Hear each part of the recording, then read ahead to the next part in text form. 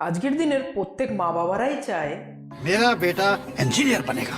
ইঞ্জিনিয়ারদের অবস্থা এখন এমনই হয়েছে যে দূর থেকে লোকের ভিড়ে ঢিল ছুঁড়ে মারলেও মনে হয় খুব সম্ভবত কোনো না কোনো ইঞ্জিনিয়ার জওয়ানের মতো ব্যান্ডেজ বেঁধেই বেরোবে।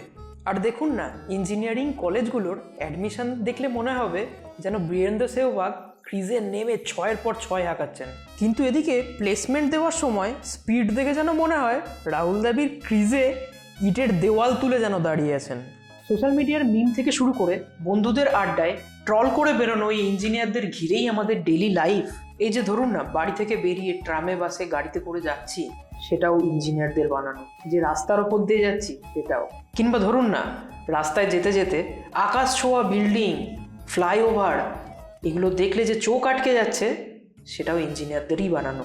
আবার বিকালবেলা বন্ধুদের সাথে প্রিন্সেপ ঘাটে বসে দ্বিতীয় হুগলি সেতুকে পেছনে রেখে সেলফি তুলছেন, সেটাও ইঞ্জিনিয়ারদেরই বানানো। গঙ্গার নিচ দিয়ে মেট্রো যাবে, অনেক দিন ধরে শুনছেন, অপেক্ষায় আছেন কবে মেট্রোতে চড়বেন। হ্যাঁ, এরকম সবই ইঞ্জিনিয়ারদেরই বানানো।